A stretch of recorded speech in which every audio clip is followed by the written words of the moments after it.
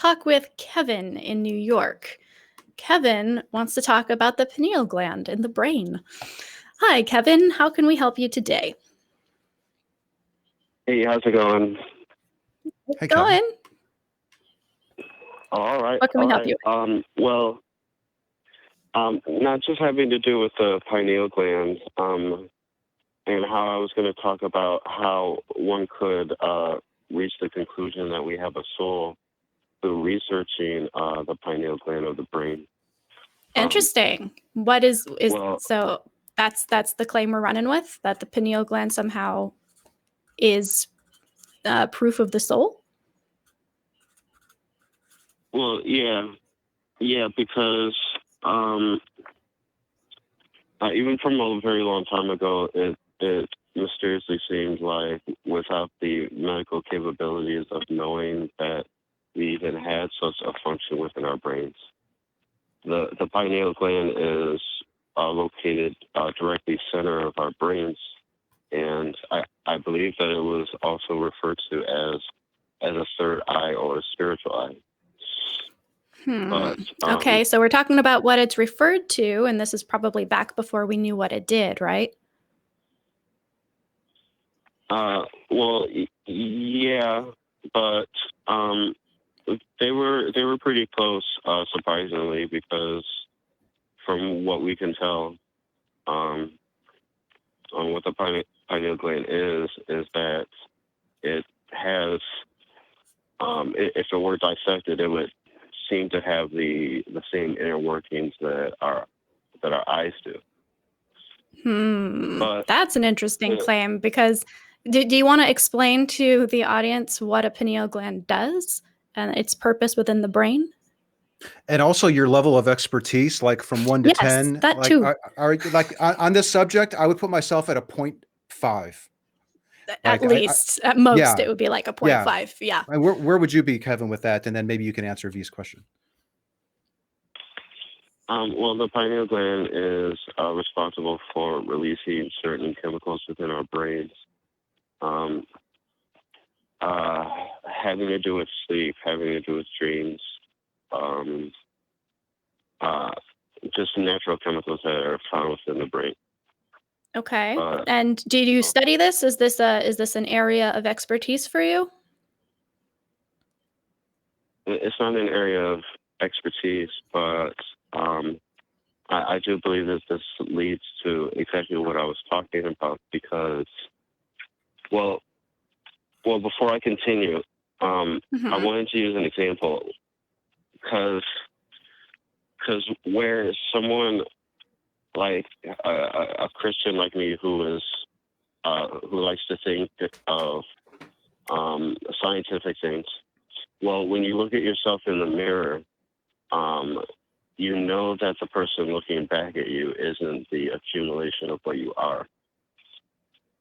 And so that's what gives a person the thought of there's a ghost in the machine sort of working. The only thing we can compare it to is like a battery powering a machine. I'm lost. Can we I don't know. Is this supposed to help us understand the pineal gland a little bit better, or because I'm feeling like we're running a little bit abroad here, talking about reflections and ghosts in the machine. Maybe one way of narrowing it down would be to tell us what you think the pineal gland does. Make a claim regarding the pineal gland, and ask, explain, tell us exactly what you think this thing does, and then maybe we can challenge you a little bit about that claim. Well, this definitely is a claim, but I believe that the pineal gland is I'm sorry, I just put it this way for a lack of a better way to put it, but a facilitator of the soul on an energy level. But it also is responsible for dreams, out-of-body experiences. Could someone have a pineal gland and it not do any of that stuff? No. It's only through everybody is naturally born with it. Anybody with a brain. And well, my question was though, could somebody have a pineal gland and it not do not have all the attributes that you assign to it? Like it's just it's asleep or it's defective in some way. It's there, but it doesn't do what you think that it does. The only evidence of a pineal gland being anything separate from what it is just through the natural aging process. They say that the pineal gland calcifies as a person ages. So does the soul calcify as a person ages? No. Okay. No, it just makes a clear difference between what people understand is the brain and then the mind. Oh, okay. So you're brain talking is about thought substance dualism. Okay. All right. All right. I think I understand where you're coming with this. You are saying that the pineal gland is somehow that link between what the brain does and what the mind does, and it's kind of like you're arguing that there is something outside of the brain, outside of the natural chemical and neurological processes that happen that still exists somehow within it. Yeah. Why? Yeah, and Why do we strange, need that extra layer? If we can say, okay, the pineal gland makes us dream because of melatonin and the production of melatonin, then why do we need to add also a soul on top of it? Why would we? What evidence is there for that? well, the similarities that I'm trying to link it with is that Well, things can be similar and not linked at all. I mean, you can say, well, a soul is supposed to do certain things and this other thing does certain things, but that doesn't mean they're at all linked. well, yeah, but Like you I can mean, say, I can get a hug and it'll make me warm and cozy, and I can curl up in a blanket and it will also make me warm and cozy, but the blanket is not the hug, right? That's just things that are similar.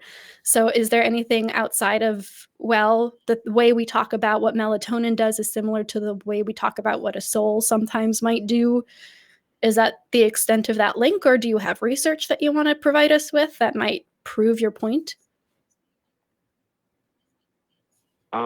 well, just a little bit, but I mean, this is all according to what type of information people are looking into, because I'm coming from a point of view in this argument where there are energetic vibrational frequencies about our reality, and our soul is linked with that. All right. And Why do you so, believe that? That seems like a pretty big presupposition to bring to the table. I won't agree with anything you say if you're building it off of that, because I don't have reason to believe that. So can we talk about that? Why do you think that there are energetic vibrational frequencies, and what are they? Well, just the fact that we see colors with our eyes. The crazy thing is that depending on which vibrational frequency it is right, light waves. It's right. It's almost like that's the decider of what is translated by your eyes and then the brain. Okay, so are you saying that because our eyes pick up certain kinds of waves, that means that there are other kinds of waves that our soul picks up? Or are you saying that our soul is the reason we can see color? Well, see, I don't have an answer for the first question you asked me. I'm gonna have to think about that. Yeah, because I think that, see, here's something that's really interesting is the reason that people who claim kind of woo sciencey things like, ooh, like I can like energy workers or chakra healers or anything along those lines. It's not, they don't get bought because people are dumb. right? They get bought because people are just smart enough to know when something sounds scientific and to know when they know a little bit of science. So if you know enough science to know the reason you can see color, then if someone takes that and then twists it a little bit to give you an example of something else that they're claiming, you can say in your brain, well, I mean, I know that this happens with color, so who am I to say it doesn't happen here too? This person sounds authoritative.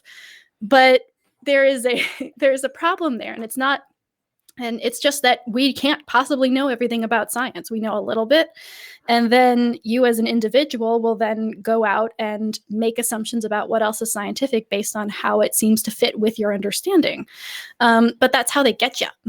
That's where the con comes in. And I'm not saying everybody who believes this stuff is, actively conning, but the thing is, to say that there are light waves that we interpret with our eyes and so we see color, therefore there are other waves of energy that somehow is interactive with a soul, those are still two very separate claims, right? We can observe and we can point to studies of one, the light waves, the ability to see color. But just because we can point over here doesn't give any credence to the thing over here. So what I want to do with you now is focus on this claim that somehow there are vibrational energies that are somehow linked to a soul, whatever that is, without talking about, well, it's like this other thing that's proven. We don't care if it's like the other thing that's proven. We want to prove this thing. So do you have research? Do you have people who have studied this? How did you come to this conclusion? Well, I come to conclusions like this naturally by myself because, without obviously anybody telling me, when we look around and we see life in general, we know that there's energy behind that life, unique to itself. And is it important for you that there is a soul? Yes, it is. Why? Why is it important for you to have a soul? What is a soul, and why is it important for you to have it? Well, it then gets into a lot of deeper stuff. Like if a person realizes that they have a soul, you realize that other people have souls, and then maybe we can have a better respect for life. But it goes back to what I said before, that like when I look in the mirror, I know that the person looking back at me is not the accumulation of what I actually am. And you're making that determination because of the pineal gland that's in your brain. It's just part of it. Okay. I don't know. I don't know, V. I'm actually amazed you made as much out of that as you were able to do. I'm not exactly sure. I think it might be useful for me, and I don't know if you want to do it on this call or not, but understanding the relationship between these vibrations and the soul and the brain and this pineal gland and how they all interrelate, I think would probably be really helpful. And that's a detail that I was lacking this entire conversation. So right. maybe starting with that next time would probably be more helpful, and then come at us with a specific claim. Humans can't do this unless they have this thing or something along those lines. I think that might be really useful. And it sounds like, I mean, you kind of gave us one, like humans wouldn't be able to look into a mirror and identify themselves as being more than what they see in the mirror without this pineal gland or something. That's kind of what I think I hear you saying. But even still, oh no, without realizing that there's a soul within the body, within their own body. But the pineal gland is just a link between all of that. Well, I think that what I want to take away from this call is what you very honestly and openly told us, which is, I came up with this. Right? This is something that I came up with. I didn't hear this from someone else. This isn't someone else telling me something. This is just me having these thoughts. And it sounds like you have a very interesting brain. But also, I think that a little knowledge is very dangerous if not used correctly. And it's very easy to find things that seem to be linked or seem to support an idea.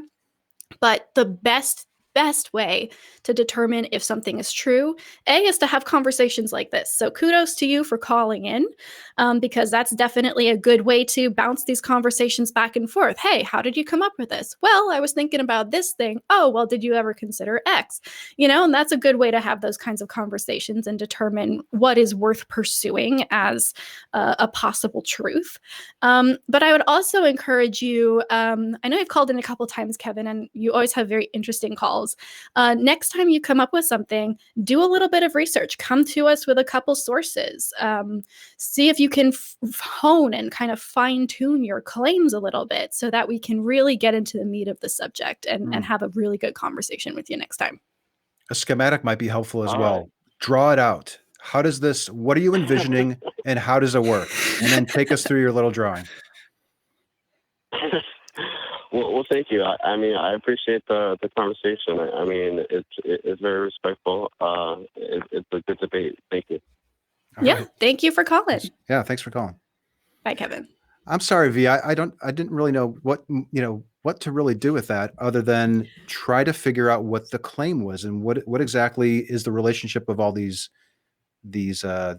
items, some of which seem to be real and some of which don't seem to be real. Right. It's kind of difficult to parse a sentence where pineal gland and soul are used with equal assuredness in said sentence. But yeah, Kevin's called a couple times. He's talked about Ouija boards. He's talked about the Star of Wormwood in Revelation. So he's had some interesting theories. So I think at this point, I'm able to come at his conversation worrying more about how he comes up with these things and is he doing research before coming on the show.